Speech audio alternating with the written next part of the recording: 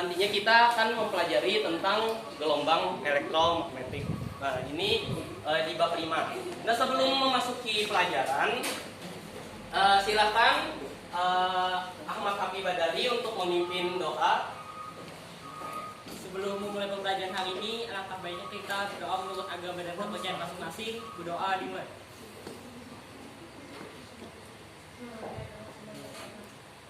Berdoa selesai. Oke, jadi sebelum itu Bapak absen dulu. Aditya, Aprilia, Ahmad Fadli, Ahmad Habib Badali, Hadir. Ahmad Suhartono, Hadir. Akmal Raihan, Epita, Panika, Hadir. Fitria, Puspa, Jenny, Khairunisa Fitria, Lira, Yusuf, Maulida, Melani, Miranda, Arfan. Keterangannya apa? Apa? Gilang, Ilham, Ridwan, Nur Hikmah, Nurjana, Nopi, Rizky Amalia, Rizkan Anggiani, Rosalina, Saburkan, Siti Anissa, Siti Nurhalisa, Siti Nurbaiti, Siti Rahma,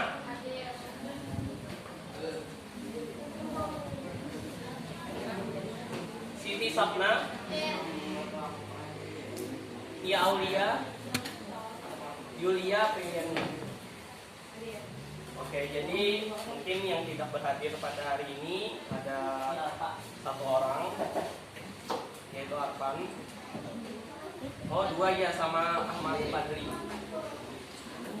Oke, jadi mungkin langsung saja kita masuki dalam pembelajaran pada hari ini.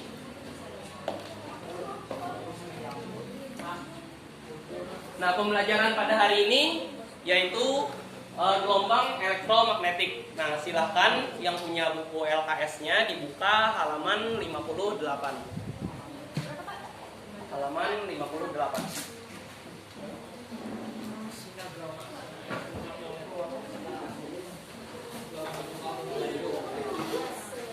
Oke, jadi sebelum kita membahas gelombang elektromagnetik, kira-kira Bu Handian tahulah apa itu arti gelombang atau apa yang Bu Handian ketahui tentang gelombang. Silakan berpendapat bebas. Gelombang kayak naik turun. Bagaimana Maulida? Suatu aliran. Suatu aliran. Nah, apakah ada yang berbeda pendapat dengan mereka? Arus. Kata Pandika tadi arus. Frekuensi. Boleh. Oke, jadi tadi itu ada yang menyebutkan gelombang itu naik turun, aliran, ada yang menyebutkan arus, dan ada yang menyebutkan dengan frekuensi. Jadi Bu Handian suahlah melihat titisan banyu. Tuh pas titis banyu tuh ke permukaan banyunya tuh apa yang terjadi? Bergerak Airnya bergerak. Itulah yang dinamakan gelombang, pergerakan air itu tadi. Nah, jadi sebentar.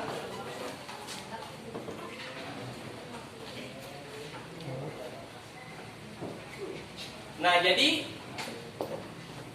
di situ pada kejadian tersebut dapat kita definisikan bahwa gelombang merupakan suatu perambatan energi dari satu tempat ke tempat lain tanpa menyeret materi yang terlewati. Nah, sama kayak gelombang air tadi, ketika satu tetes air jatuh, nah tepat pada titik air tersebut jatuh, nah disitulah ada energi yang merambat, maka terjadinya gelombang, yaitu seperti seperti yang dikatakan Maulida dan Lira tadi, ada yang naik turun seperti itu.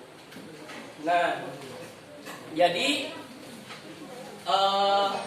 kurang lebihnya penggambaran dari gelombang itu tuh, kira-kira sampai sini apakah dapat dipahami? Oke, mungkin bisa kita lanjutkan.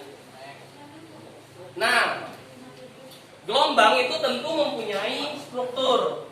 Nah, ada yang namanya puncak, ada yang namanya lembah. Nah, ini puncak, ini lembah. Nah, kira-kira satu gelombang itu berapa puncak, berapa lembah? Lembah.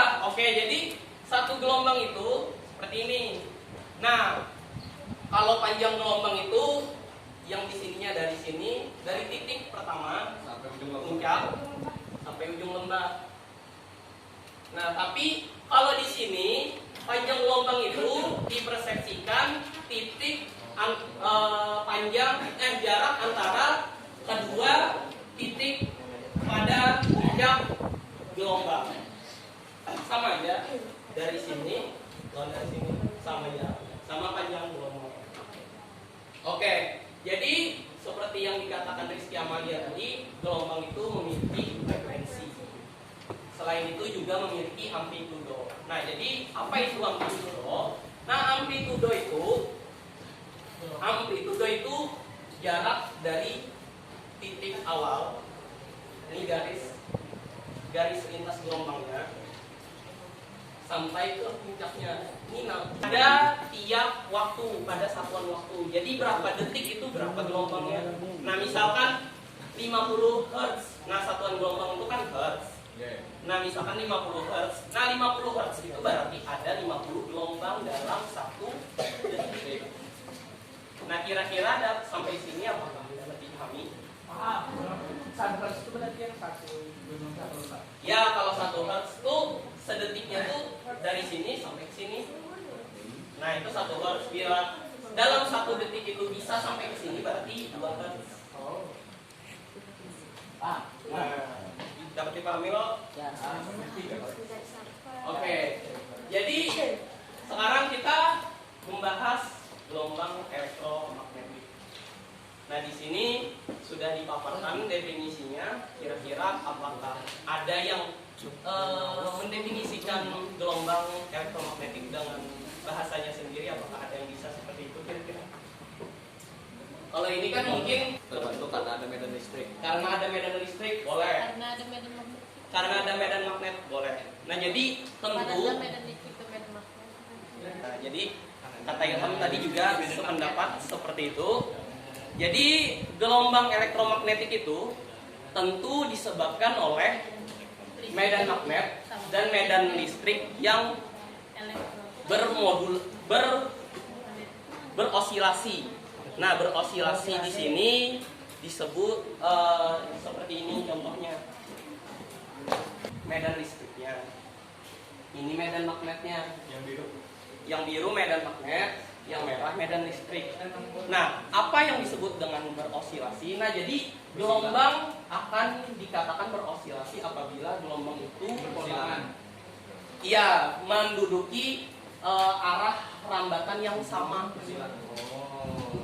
Apabila arah rambatannya sama, nah artinya itu dia berosilasi.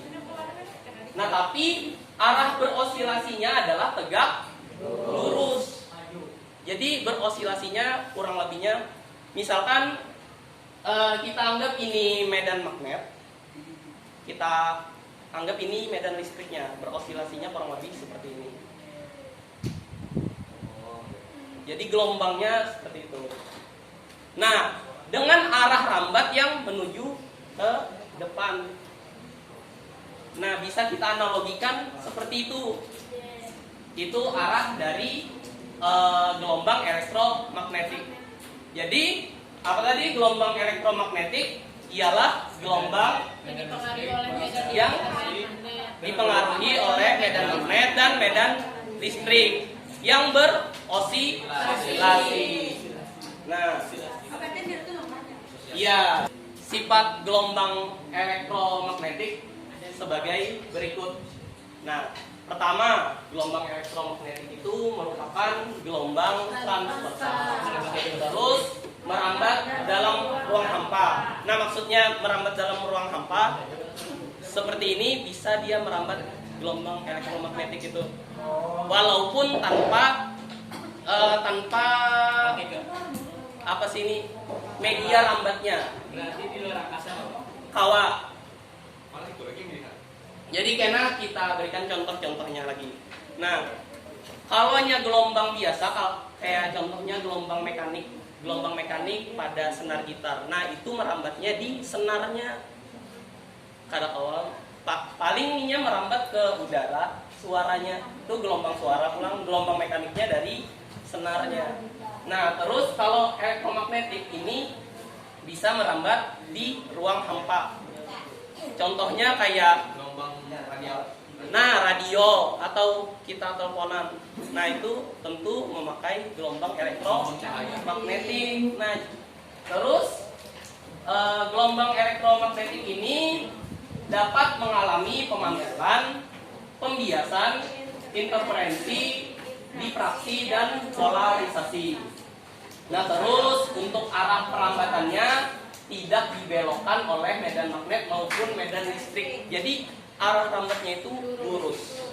Nah, terus terjadi perubahan medan listrik dan medan magnet secara bersamaan.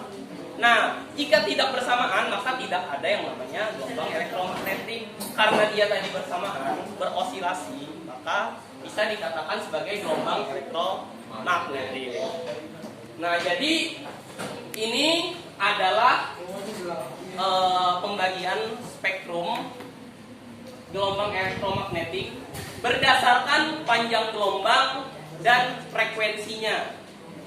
Nah, jadi seperti yang Bapak jelaskan pertama tadi, jika semakin bertambahnya panjang gelombang, frekuensinya akan semakin berkurang. Nah, kalau di sini kan tertulis energinya bertambah. Nah, kalaunya panjang gelombang berarti energinya berkurang. Coba lihat dari anak-anaknya merekam. Nah, jadi kenapa seperti itu? Nanti mungkin itu akan dibahas dalam materi selanjutnya. Jadi di sini kita cukup membahas mengenai panjang gelombang dan frekuensinya aja. Nah, jadi di sini ada sinar gamma. Sinar gamma ini frekuensinya paling tinggi atau paling rendah? Rendah. Siapa aja tadi yang nyebut paling rendah? Yang tinggi boy. Oke, boleh Bapak terima dulu. Jadi yang sebenarnya adalah frekuensi dari sinar gamma adalah yang paling tinggi, Paling laju. Nah, jadi kalau arahnya ke sini artinya semakin tinggi frekuensinya. Tapi kalaunya semakin ke sana itu semakin rendah frekuensinya. Ini frekuensi dulu. Nah, berarti kalau gelombang radio itu frekuensinya yang paling lemah atau paling rendah.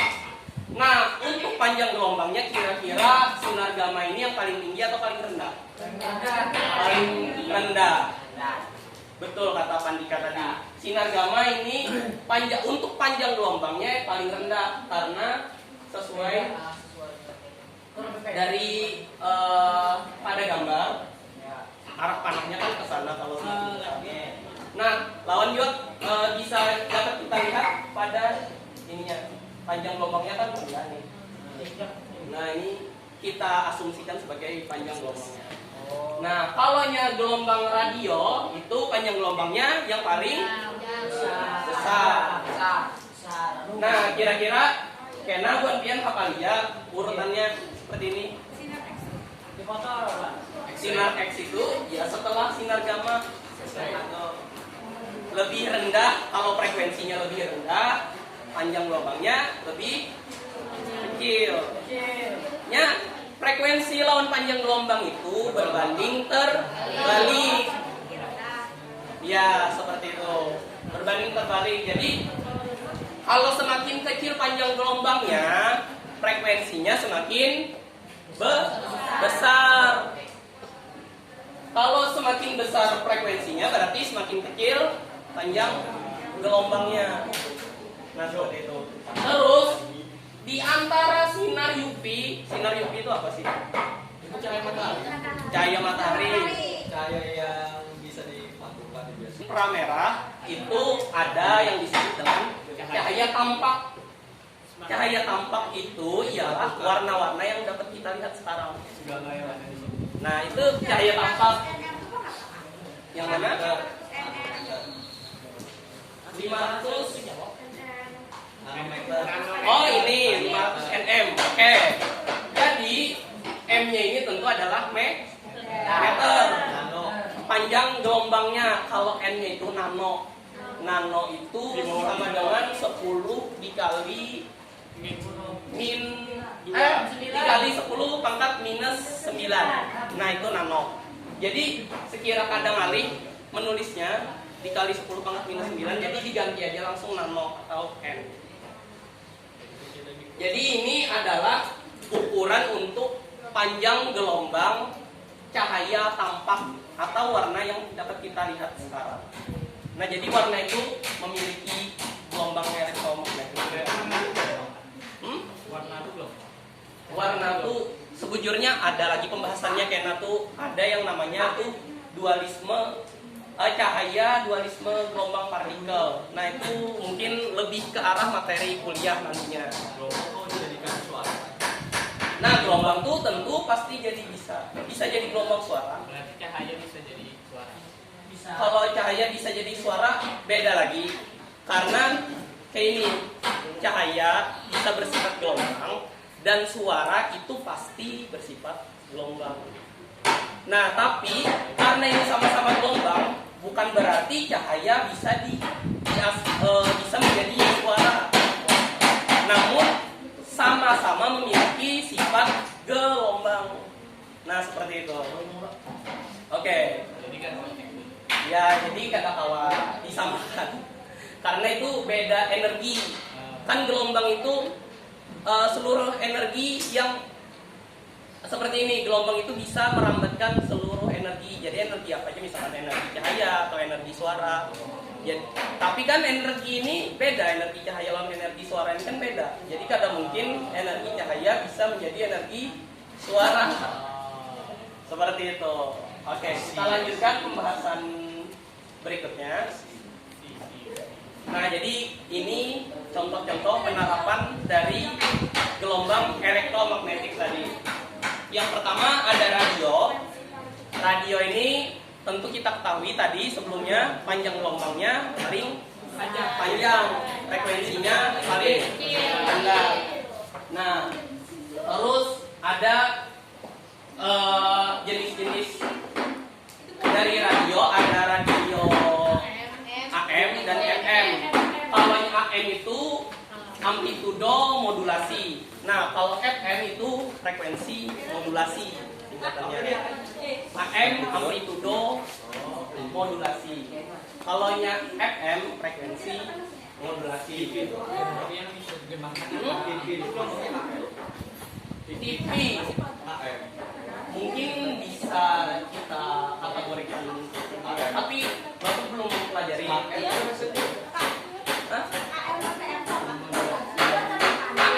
AM itu singkatan dari amplitudo modulasi. Kalau FM itu frekuensi Gelombang dijadikan gambar. gelombang, kalau dijadikan gambar.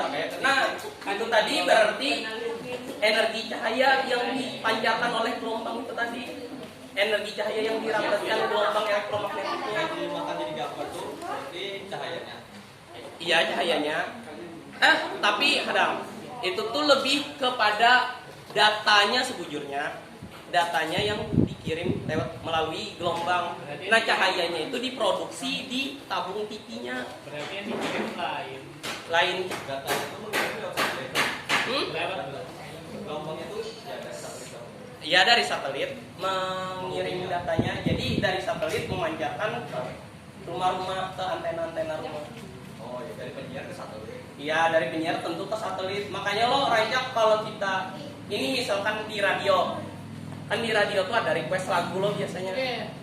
Nah, pas request lagu tuh kayak musiknya tuh agak lambat sedikit atau suara vokal kita yang agak lambat. Nah, itu tuh karena delay. Delay itu tuh karena kita mengirim dulu ke sana, hanya dikirim ulang ke ini. Jadi kan pasti delay gitu. Itu kan sudah cukup cepat gitu. Nah, delaynya kan cuma sepersekian detik. Nah, oke, jadi next. Nah, selanjutnya ada gelombang mikro. Nah, jadi gelombang mikro ini bisa dimanfaatkan untuk pesawat radar. Pesawat radar itu ya yang biasanya kita gunakan untuk nelpon. Terus ada alat microwave. Alat microwave itu kayak mengubah energi listrik jadi energi panas, tapi di sini menggunakan gelombang elektromagnetik. Ini radiasi. Nah, seperti itu. Jadi meradiasi di dalamnya tuh karena terjadi radiasi gelombang elektromagnetik dan memanaskan makanan misalkan. Nah, serta untuk analisis struktur molekul atom. Oke, selanjutnya ada sinar inframerah. Nah, bisa dibilang seperti itu. Biasanya digunakan pada termometer digital. Selain itu juga bisa digunakan untuk remote TV. Ya, sensor. Biasanya jenis-jenis sensor lah. Apalagi sensor panas biasanya atau sensor cahaya. Sensor suhu. Ya, bisa. Next. Oke, jadi nah ini sinar tampak atau warna yang kita lihat sekarang. Nah, ini ada ukuran-ukurannya 700, 600. Nah, ini di sini satuannya adalah nanometer atau dikali 10 pangkat minus 9 meter. Kira-kira dapat dipahami dulu. Oke, jadi next. Layar tadi ada warna juga katanya warna nampak kayak bahkan kayak ada jalan. Warna nila di atas ungu. Yang mana? Warna nila di atas ungu. Jatuh. Nila di atas ungu. Di bawahnya bawah biru. Yang ini 450. 450. Itu kan sampai atas aja. Di belakang itu. Warnanya kayak langsung ungu. Oke, jadi kenapa di pelangi ada nampak? Kayak itulah. Oke. Jadi di sini Bapak jelaskan. Pertama, karena langit kita itu biru atau mungkin hampir menyerupai warna nila. Jadi karena dia warnanya hampir mirip, makanya mata kita melihat seperti warnanya itu tidak nampak. Warna yang biasanya nampak di pelangi itu kan biasanya cuma merah, hijau, kuning, hijau, dan ungu. Untuk biru dan nilanya mungkin kurang Birunya sama. nampak. Nila mungkin bisa ini yang 450 nanometer. Nah, itu karena langit berwarna biru, apalagi ketika siang hari, makanya cahayanya itu kurang nampak. Nah, seperti itu. Jadi jelas Ilham kira-kira? Oke. Nah, jadi ini untuk penjelasan dari ultraviolet. Ultraviolet alami tentu kalian sudah tahu. Sinar ultraviolet yang alami itu adalah sinar matahari. Sinar X beda lagi karena ada di penjelasannya. Nah, jadi yang sampai ke bumi itu adalah ultraviolet A dan ultraviolet B. Untuk C-nya itu sudah disaring dengan lapisan ozon. Nah, oke, mungkin bisa. Oke, jadi selanjutnya ada yang disebut dengan sinar X. Nah, biasanya ini digunakan pada bidang medis. Konten USG. Ya lo gasan ronsen, gasan USG. Nah, Bonpian tahu aja loh. Ini pemanfaatan dari sinar X kurang lebihnya seperti ini. Oh iya, kan dia di Iya, radiasi sinar X. Hah? Bila di radiasi sinar X apa aja? Iya, ada pengaruhnya untuk tubuh kita. Tapi kakak untuk biologinya mungkin kurang tahu sampai ke situ. Tapi ini sangat amat itu. Tapi bahaya, kanker. Tapi kan sekali ya, lo ronsennya ada hari-hari juga kayak tenang. Paling setengah kali. Karena kan ronsen. Oke, jadi mungkin yang terakhir itu adalah sinar gamma. Jadi sinar gamma ini dihasilkan dari reaksi inti pada nuklir biasanya. Sinar gamma itu biasanya dihasilkan dari reaksi inti pada nuklir. Nah, itu tuh mungkin berhubungan dengan atom-atom, itu nantinya lebih ke fisika inti. Nah, jadi untuk pembahasan kita ada sampai sana dulu, sampai penyebutannya aja, sampai dengan pengenalan dari penerapannya aja. Mungkin untuk penjelasan pada hari ini cukup sampai di sini dulu. Nanti Bapak akan berikan kalian tugas, tapi tugasnya kuis saja. Jadi Bonpian kada perlu esai. Itu bagian dari PowerPoint-nya yang belum dihapus. Oke. Bapak kirim ke salah satu dari Bonpian lah. Saya kan sudah hadir. Kali ini ayam tuh kadang hari ini Bapak mohon jangan sampai di olah error tadi. Coba semalam dulu. Silakan mulai dulu. Jadi enak masuk ruangnya kalau yang akan mulai.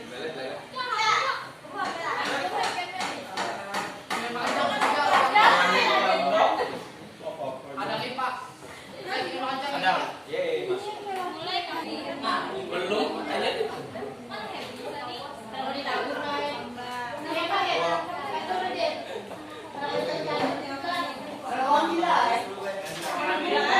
Ini ada yang lain masih umpetan. Di video kan langsung Masuk. Abang. Dua. Dan dua. Dua N. Sudah? kodenya Oh, di kodenya 08 ke 1.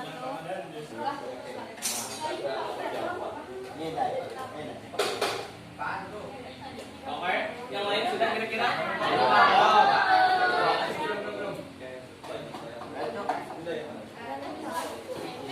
Ini lagi kambing nggak, Pak? Mulai dulu. Cicik mulai dari awal. Ini ada lo dikirimin tadi. Mulai dulu. Ada yang bagian dulu. Sudah 29.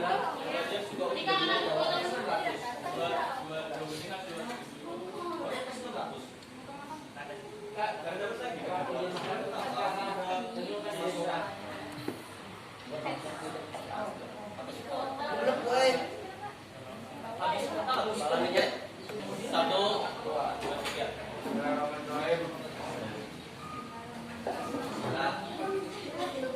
Bom.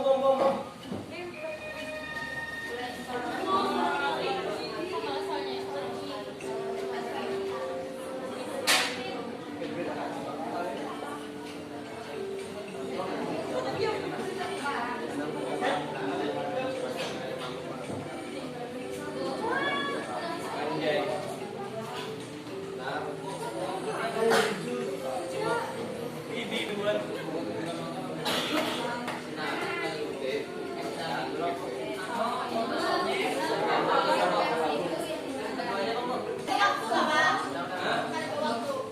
Itu waktu. Ada waktunya.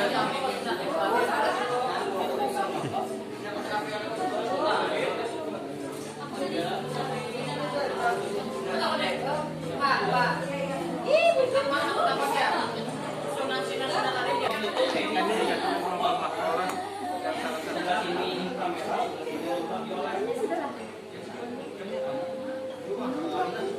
Itu di sebelah sininya tadi ada efek, sebelah sini itu kok. Urutannya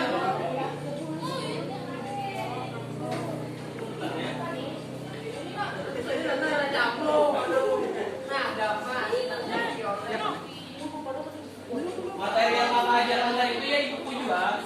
Semuanya.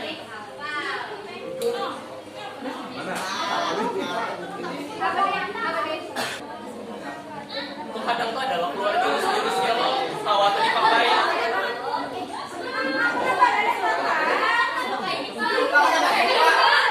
Ini adit.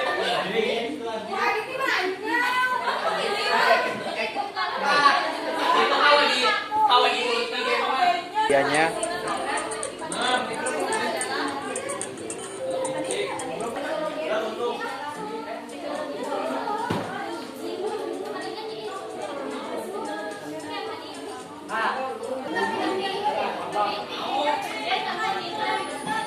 baik, iya benar.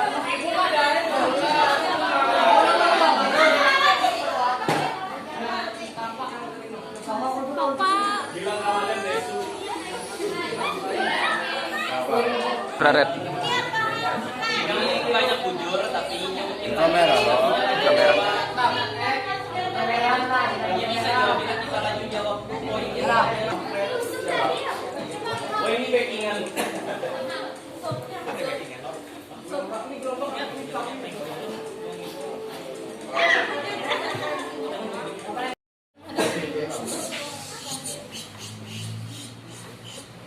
Pelajaran kita pada hari ini cukup sampai di sini dulu.